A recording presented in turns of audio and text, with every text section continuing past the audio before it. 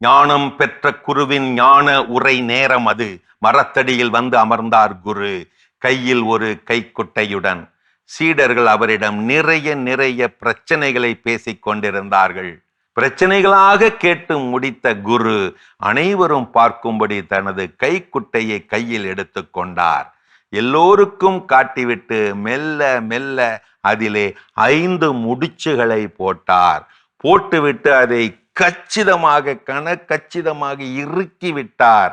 கேட்டார், இந்த கைக்குட்டையில் முடிச்சுகளை போட்டு விட்டேன், இதோ இப்போது இது முடிச்சுள்ள கைக்குட்டை, இதற்கு முன்பு இது முடிச்சு இல்லாத கைக்குட்டை.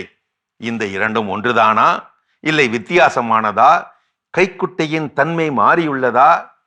ஒருவர் சொன்னார், இல்லை குருவே, தன்மை மாறவில்லை, இதுவும் அதுவும் ஒன்றுதான், இரண்டும் ஒன்றுதான். இன்னொருவர் சொன்னார், ஒரு விதத்தில் பார்த்தால் அது மாறியுள்ளது, முதலில் முடிச்சு இல்லை, இப்போது முடிச்சு இருக்கிறது. ஏனென்றால் புதிதாக ஒன்று அதில் தோன்றியுள்ளது. மேலெழுந்த வாரியாக பார்த்தால் அது மாறியுள்ளது, ஆழ்ந்து நோக்கினால் அது முன்பு போல்தான் இருக்கிறது. இப்போது சொன்னார் குரு, அதுபோலதான் சீடர்களே மனித மனமும். நீங்கள் மெய் ஞானம் பெற்றாலும் உங்களது விழிப்புணர்வு வேறாக ஆவதில்லை. உங்களது மனது அதேதான். ஆனால் விழிப்புணர்வு பெற்ற பிறகு முடிச்சு போட்ட கைக்குட்டையை போல ஆகிவிடுகிறீர்கள். அதுதான் வித்தியாசம். இதை நீங்கள் உணர்வீர்களாக. அடுத்த கேள்வியை கேட்டார் குரு. இந்த முடிச்சுகளை அவிழ்க்க நீங்கள் என்ன செய்ய வேண்டும்? ஒரு சீடர் யோசித்து சொன்னார், நீங்கள் இந்த முடிச்சுகளை எப்படி போட்டீர்கள் என்று அறிந்தால் ஒழிய நாங்கள் எதுவும் செய்ய முடியாது, முடிவு கூற முடியாது. இன்னொருவர் சொன்னார், முடிச்சுக்களை அவிழ்க்க நீங்கள் செய்ததற்கு நேர் எதிராக நாங்கள் செய்ய வேண்டும். அடுத்தவர் ஆமோதித்தாராம், நீங்கள் இந்த முடிச்சை எப்படி போட்டீர்கள் என்று தெரிந்தால்தான் நாங்கள் அதற்கு எதிராக செய்து அவிழ்க்க முடியும். இப்போது விரிவுரைத்தார் குரு. நீங்கள் இதற்கு முன் நிறைய பிரச்சனைகளை பற்றி பேசி தீர்வுகள் என்னவென்று கேட்டிருந்தீர்கள். அதற்கு பதில் இதுதான். நீங்கள் எப்படி அந்த பிரச்சனைக்கு உள்ளே போனீர்கள் என்று அறிய வேண்டும்.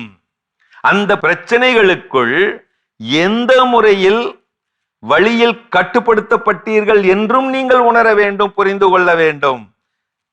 அந்த முறைக்கு எதிரான முறையிலே எதிரான வழியில் தான் அந்த கட்டுக்களை அவிழ்க்க வேண்டும். பற்று, அது கட்டுப்பாட்டுக்கானது ஒரு காரணம். பற்றறுப்பது அதுவே கட்டுப்பாட்டிலிருந்து விடுபட வழி. எதிர்பார்ப்பு அது உன்னை துக்கத்தில் ஆழ்த்தும் காரணம். எதிர்பாராமை அதுவே உன்னை துக்கமின்மைக்கு அழைத்து செல்லும் வழி. கோபம் அது உனக்குள் நரகத்தை ஏற்படுத்தும் காரணி. கருணை அதற்கு எதிராக உன்னுள் சொர்க்கத்தை காட்டும் வழி.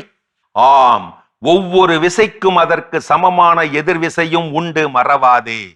அது சாத்தானின் விசை என்றால் எதிர் விசையை கையில் எடு. அது சம்மனசின் விசை என்றால் சார்பு விசையை கையில் எடு. நினைவிருக்கட்டும் நட்பே, எவ்வளவு உனது முடிச்சுகளை இறுக்கி போட்டிருக்கிறாயோ அவ்வளவு அந்த முடிச்சுகளை அவிழ்க்க நாள் எடுக்கும்.